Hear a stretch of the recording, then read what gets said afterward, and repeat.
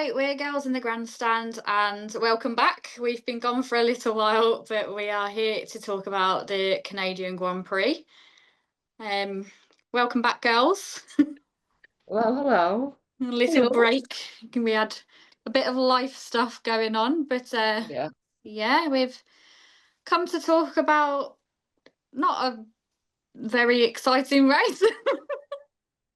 Not a great race to come back to be honest. We were all expecting a bit more with Russell and Verstappen at the start, but nothing came of it there. So it wasn't the most exciting race on the calendar for sure. Yeah, I think we all saw like every single thing on Instagram, Twitter of the memes of just what Max and George was going to look like. Yeah. Everyone's so prepared, and then it's just nothing. Yeah, we were all hoping for. We all thought there would be some excitement. I think if Max had maybe got a better start, because George's start was really good, then probably might have been a bit more spice, but no, he bogged down a little bit. So gave George the opportunity to get ahead safely and managed to keep quite a decent gap ahead of him, to be honest. Yeah. Yeah, you did well. Yeah. Very happy. I think I was the only one in the group chat, but I was still it's fine. I'm by myself, it's all right. Yeah. Yeah, I think you were the only one that was happy with that result yesterday. Like Alex, I don't even know what to say about his weekend. I mean, how like qualifying? How does the engine cover just fly off the car? That was crazy. That was something else. Yeah, that was. Yeah, how does that happen? Williams for you. I think that's the only way to describe it. Yeah. To be fair. It weren't his weekend having to retire as well. So He's not disappointing for him. The last sort of few races as well, hasn't it, for him, really? Not just Canada. It's not been a great run for him, which is, you can tell he's frustrated with some of his team radios. The radio's hilarious. I just love them. It's like whenever it comes up, I'm like there thinking, yes, we've got another good one coming. The points for Carlos. So Williams are on 55 points. I think that's triple what we had last season. So quite happy. I was really happy until the incident. Oh gosh. I just want to know where he saw that gap. Like, so I'd love to know. Generally, like, Lando, where did you see the gap? Very, very silly move. He was a silly boy. It's so annoying because, you know, he didn't have the best qualifying again. And that he'd had a good race up until then. He'd done well to get it back up to fifth, and he was catching Oscar really, really quickly. And that racing just before the incident was really exciting. I thought it was really fair, really clean, and tough at the same time. And I think it's nice how McLaren are just like, yeah, okay, just, you know, race, but, you know, be careful. And then he goes and does something silly again like that. He's lucky that he didn't ruin Oscar's race as well. Yeah. I thought when he went, then they both hit. I thought they were both out. So to see Oscar carry on, I think was very, very, very lucky that he didn't take them both out, because if he would have, I think it could have been very hostile in that McLaren garage. Yeah, definitely.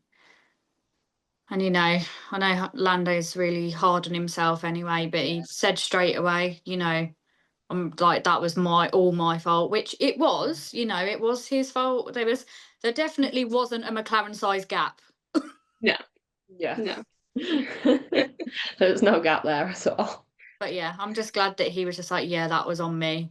And it was the fact I saw interview footage afterwards of someone saying in an interview, oh, you know, we saw it as like we couldn't really decide who was at fault, which, you know, baffled me anyway, because come on. Can't see it. But, you know, you've owned up to it and said it was your fault already. And he was just like, well, yeah, from what I could see from inside the car, it was my fault. He said I haven't looked at anything out, like any footage, but from where I was sitting, it looked like my fault.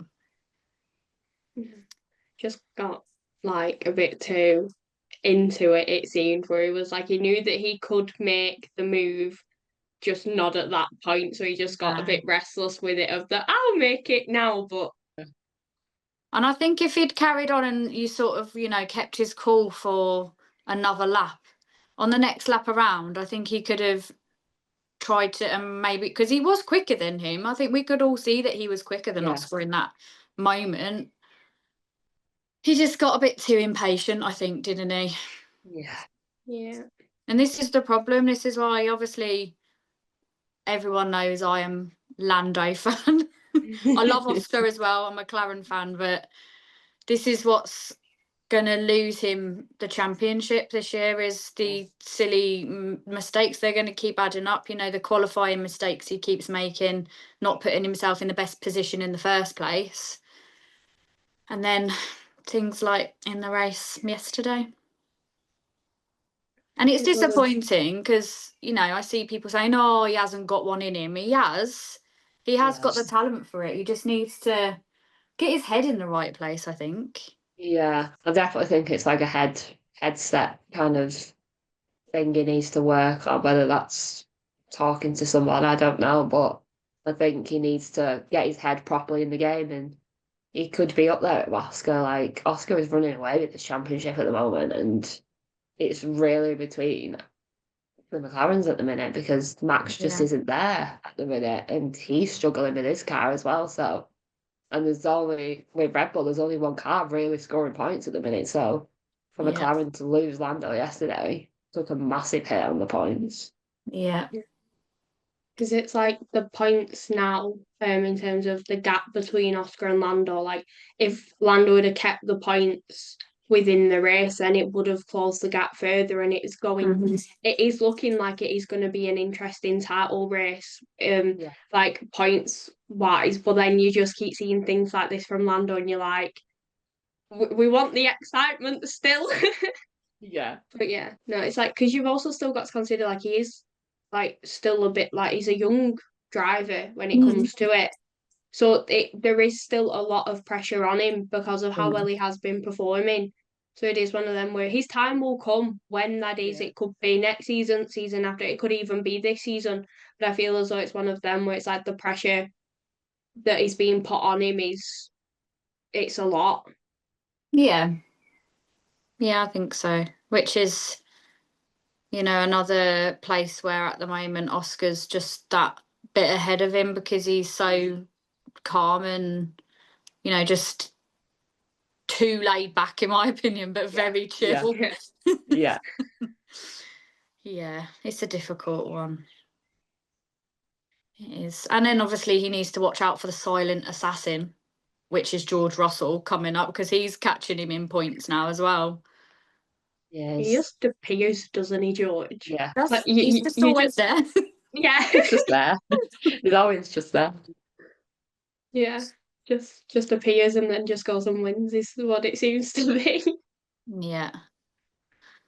I was happy for Kimi getting his first podium. I just think he's done so well this season already. Like, I think some people forget that he is a rookie because the other rookies aren't doing so great, but he seems to have literally slotted into Mercedes and he feels right at home. So I definitely think a podium was coming this year for him, and I probably think there's a couple more coming as well. Yeah, I think so. I think if Mercedes' pace from yesterday's race isn't sort of like a track specific one-off improvement, then I think, definitely there'll be more podiums for him. I mean, his overtake on Oscar on that first lap was really what did it for him. So he's not afraid to, get stuck in there either. So that's really good. Yeah. It is like a real good team spirit at Mercedes. Like the driver partnership between George and Kimi is really nice. Like George has taken him under his wing, and then you've just got Toto that just, and Kimi's like his adopted son at this point. Like the radios were just incredible afterwards as well. But yeah, he's a very talented driver, and it is good to see him on the podium. He does deserve it, as we've said. Yeah, it does seem like Mercedes are looking after him everywhere, you know, all of the team. And with him being so young as well, I think that's really nice that they're looking after him. And I don't think they're really expecting him to be out there, you know, where he has been performing. So I think that's another good thing as well. Yeah, they're just like letting him enjoy his first season. Like they're not putting too much on him to be like, right, we want you to go and get second next week. It's like that's not the case. It's like they're just letting him race, which is really nice. Yeah, it is. It's good for him for his first season just to find his feet, I guess. Yeah. Yeah. I mean, what else is there to say about that race, really? It was up until... Lewis killed a groundhog. Lewis murdered. Oh, yeah. Well, I think Lewis murdered. The damage that he had? Yeah. They kept saying, you've got damage, it's, you know, you're losing 20 points of downforce. Turns out it was because he hit a groundhog. Oh. So sad. It was his interview after that got me. I think I saw it on Twitter or TikTok or something, and he was saying, "Oh, someone told me that I hit a groundhog, and it made me really sad because I really love animals." And I was just like, "Oh, stop, Lewis! You're gonna make me cry in a minute. You're literally gonna make me cry." Charles was fed up over radio again, wasn't he? Oh. I swear he's like never happy anymore. Like he's nothing been makes him making me happy. laugh this season on the radio. As soon as I see him come up, I'm just like, oh, we're getting sassy Charles today. And he was sassy Charles yesterday. It's like the saying of there's three certainties in life, like the death, taxes, and Charles Leclerc to be angry on the radio. I wonder if he just like goes home and goes back to his hotel room with Alex and just rants to her about how bad Ferrari are. And she just sits there, it's like, yeah, okay. Just nodding and agreeing. Just nod along and agree. Don't say anything.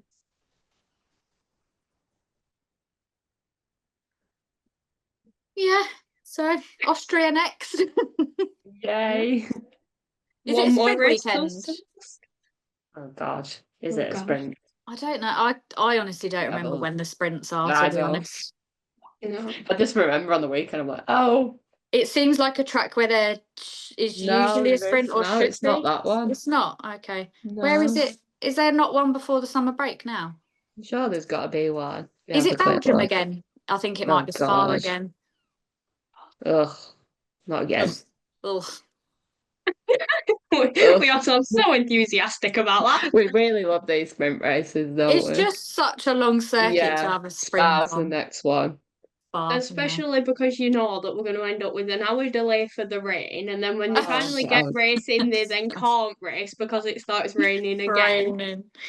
Do you know the first race that me, Jen, and Kay were watching live together? Oh yeah, was the Spa year where they did 2 laps. Yeah, it was great fun. It was so good. We went to London for the weekend. We spent ages trying to find a bar to sit and watch it in. Got all comfortable, sat, you know, and then in the end we were just like, we had to drive back home, so we were in the car with it on mine or Jen's phone, I can't remember, while Kay was driving us back. Literally 2 laps, and we were just like, typical.